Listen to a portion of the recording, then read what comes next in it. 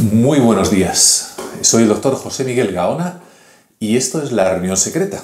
Y hoy les voy a contar una historia que no por ser un poco antigua, tiene menos actualidad. Detrás mío podéis ver una ilustración de un periódico español de 1918 que dice: sigue presentándose con carácter benigno, pero faltan cementerios. Evidentemente, muchos de ustedes habrán intuido que voy a hablar de la gran epidemia de 1918 que tiene muchísimos puntos que coinciden con el nuestro. Pero no solamente como una curiosidad en cuanto a los puntos que coinciden con lo nuestro, sino que también nos permite apreciar, quizá con demasiada probabilidad, no solo lo que hemos hecho mal, porque pasado está, sino también, probablemente, lo que nos puede llegar a suceder, lo que puede suceder en los próximos meses, incluso, ¿por qué no?, a lo mejor en los próximos años. Y voy a intentar desmembrarlo, como siempre, en los pocos minutos que suele durar este espacio. Es una historia realmente fascinante, tan fascinante que cuando uno la lee, cuando uno ve, observa y estudia qué es lo que sucedió, te tienes que sacudir la cabeza porque dices, no puede ser tan parecido. No puede ser que hayamos cometido los mismos errores. Y al final vais a ver también cómo influyó en uno de los peores desastres que ocurrieron poquitos años después. Todo comienza en Kansas, el 4 de marzo de 1918, en la que se observan los primeros síntomas, los primeros enfermos de esta zoonosis. Una vez más, el virus, ya empezamos con los parecidos, salta al parecer de animales a humanos. Además, el primer paciente cero, aunque luego se ve que seguramente fue otro, pero os lo digo como curiosidad, fue un cocinero, quizá contacto con los animales, no lo sabemos al día de hoy con certeza, pero así fue como ocurrió esta vez en Estados Unidos. De todos modos, ya en otoño del 17, y fijaros que eso lo hemos hablado nosotros en otra reunión secreta, las similitudes, ya en algunos casos se había disparado los casos de gripe y la mortandad. Fijaros que estamos hablando de la gripe del 18, pero el 1916, aproximadamente hubo un 65% más de muertes por gripe.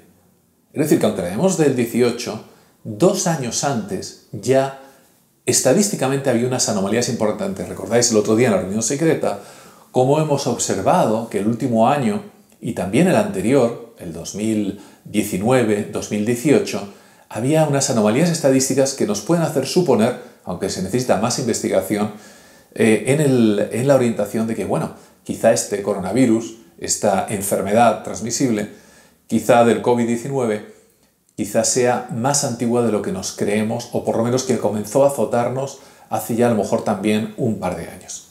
Bueno, todo esto sigue su curso, se llama gripe española porque en principio en todos los países, particularmente en Estados Unidos, había muchísima censura, estaban en plena guerra mundial, primera guerra mundial, y nadie quería dar por hecho que su país estaba sufriendo estos estragos. Por lo tanto, en España comenzó a publicarse muchísima más literatura en los periódicos, etcétera, sobre el tema, hasta el punto que todo el mundo empezó a llamar la gripe española. Aquí he localizado, os lo voy a poner ahora en pantalla, un artículo el 22 de mayo de 1918 que peca por lo inocente que es, ¿no? Realmente estaba empezando esta pandemia, que ya veremos, la de millones de personas a los que les costó la vida. De hecho, es muy discutido, 25, 50, 100 millones de personas. Pero fijaros, el artículo este del 22 de mayo se podía haber escrito hace pocas semanas. Fijaros, dice: con los síntomas de un fuerte ataque gripal cunde en la corte una dolencia que, por fortuna, no presenta graves características. Sí, eso antes de los 100 millones de personas muertas, sí. En unos casos se observan manifestaciones torácicas y en otros intestinales.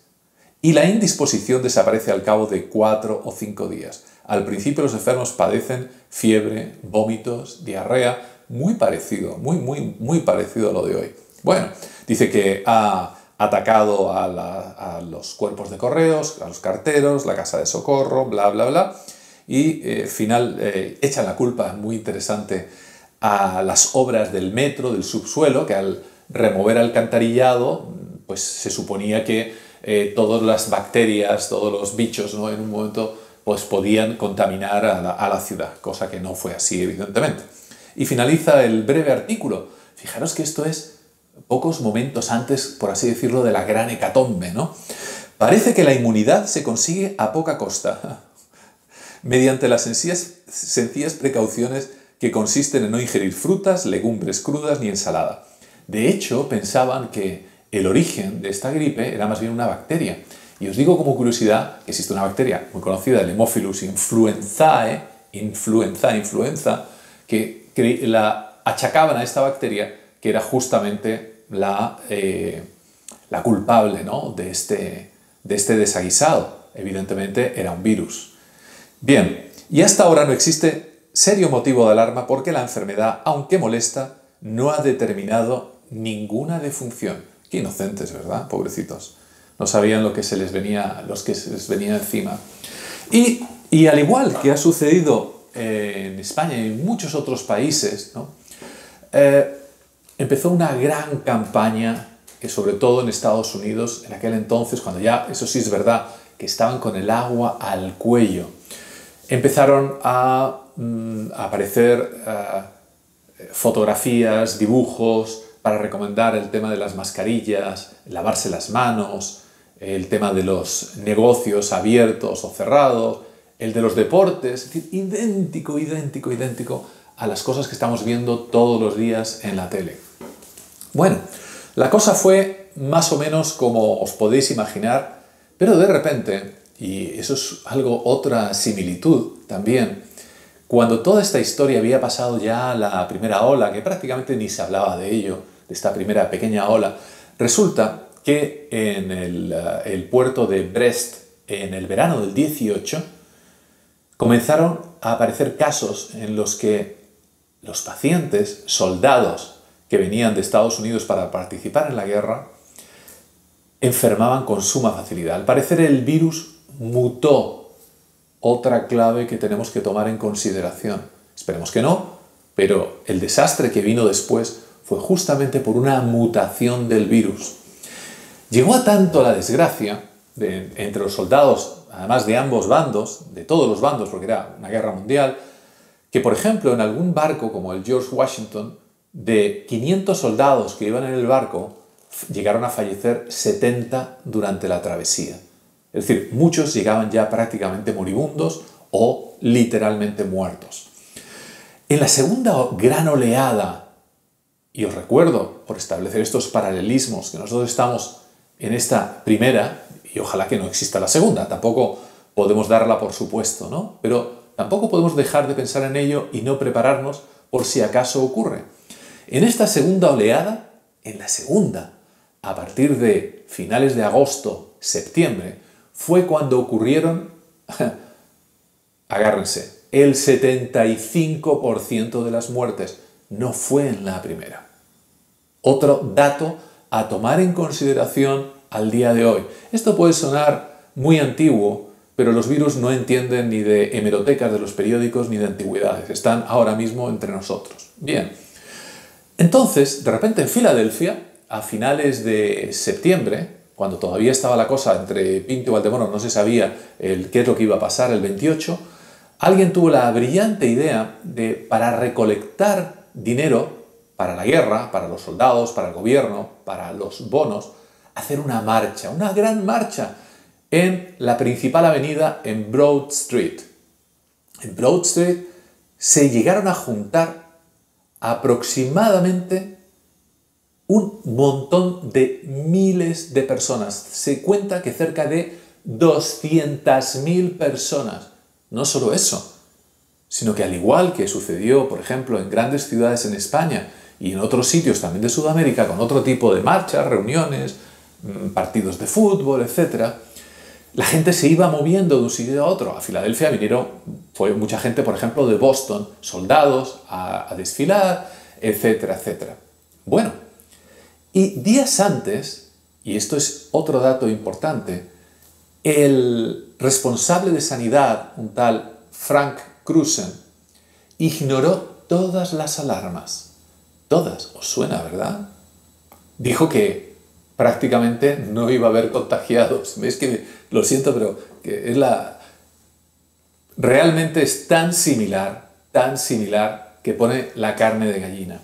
Bueno, pues Frank Krusen, sus consejeros le dijeron que ni se le ocurriera hacer un desfile, una reunión, una manifestación. Y este individuo, que aunque era médico y era de familia de médico, con muy buen currículum, por supuesto, se vio abocado a tomar una decisión política, una infame decisión política, que no médica, y autorizó la marcha. Bueno, en esta marcha había música de John Philip Sousa, seguramente muchos recordaréis estas marchas militares tan famosos. Al final, o sea, fue todo un acontecimiento, prácticamente no solamente en Filadelfia, sino a nivel nacional, ¿no? En aquel momento comenzaron los muertos a la semana. A las 2 semanas ya habían muerto 4.500 personas en Filadelfia. Y esto se disparó de una manera brutal. No había ataúdes para todos. Este individuo, Frank Krusen, había ignorado todas las alarmas. Y fijaros qué historia. El día 22 el 28 se hizo la marcha. El día 3 de octubre, pocos días después, prácticamente con todos los dedos de la mano, se tuvo que cerrar todo el comercio, se tuvo que cerrar todo. ¿Os suena también, verdad? ¿Qué de similitudes? Parece realmente increíble. Pero no solamente hay similitudes en eso.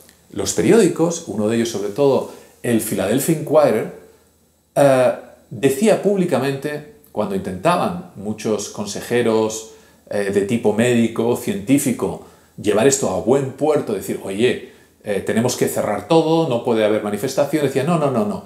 Lo que la gente quiere, y lo cito literalmente, es hay que hablar de cosas alegres y no queremos alarmar a la población. Os suena también, ¿verdad?, de los telediarios, ¿no? No hay que alarmar a la población. Lo que hay que tratarles como si fueran tontos. Esto ya, perdonadme, esto último es cosecha mía, no del Philadelphia Inquirer. Pero era lo mismo, no había televisión en aquel entonces, pero trataban a la gente exactamente de la misma manera. Fijaros que en España, al final, después de lo que os he leído, hubo 200.000 muertos. En Venezuela hubo 25.000, en Chile 42.000, en Colombia hubo también un montón de miles de muertos. Hubo en algunos sitios poblaciones indígenas que prácticamente desaparecieron del mapa. Y esto reconstruyó toda la geopolítica. ¿No os suena también lo que está sucediendo en la actualidad? Pero más aún, en 1919, el presidente Wilson se encontraba en Versalles, en París, justamente cerrando los flecos de la negociación que a posteriori iban a tener con los alemanes al perder la Primera Guerra Mundial. Lo llamativo del caso, y esto yo creo que nos da una dirección de cosas que pueden pasar en un futuro en otros niveles, sufrió la gripe justamente mientras se encontraba en Versalles. El presidente Wilson desapareció prácticamente una semana, estuvo en cama, estuvo bastante mal, y luego cuando se reincorporó, comenzó a tener comportamientos un tanto erráticos. Se encontraba cansado, se encontraba irritable y tenía toda la pinta de haber sufrido algún tipo de alteración neurológica, que también lo produce, por ejemplo, el COVID-19 a nivel de su cerebro. Y esto, los historiadores, fijaros qué interesante, apuntan a que muy probablemente fue esta infección viral lo que le hizo ser luego mucho más blando frente a los negociadores franceses y que estos últimos pudieran apretar tanto a los alemanes que finalmente, ante este Tratado de Versalles que estrangulaba al Imperio Alemán, ocurriese finalmente o desencadenase o ayudase al menos a desencadenar la Segunda Guerra Mundial. No estoy diciendo con esto que vaya a venir la Tercera Guerra Mundial por el COVID-19, pero yo creo que ninguno de ustedes es ajeno al desequilibrio también geopolítico que está produciendo. Toda está reescribiendo el perfil laboral, social, económico de continentes y de toda nuestra civilización. Un virus, algo tan pequeñito otra vez, está literalmente reescribiendo nuestra historia. Imagino que en este punto estarán ustedes de acuerdo.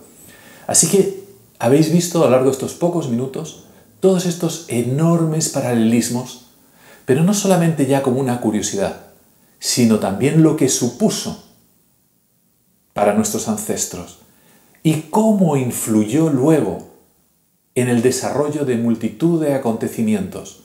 No fue una historia banal, no fue solamente una enfermedad, no fue solamente un virus que la humanidad pasó y luego todo volvió a ser igual. Nada fue literalmente igual entre antes y después de aquello. Tomemos ejemplo, intentemos aprender y sobre todo estemos preparados para cualquier otra cosa que pueda venir. Si estamos preparados y somos inteligentes, lo más probable es que podamos al menos amortiguarlo. Así que ya sabéis, como siempre os dejo con estas ideas para reflexionar, porque en ello os puede ir la vida. Muchas personas que tomaron en aquel entonces malas decisiones lo pagaron y algunas muy caro. Mucha fuerza.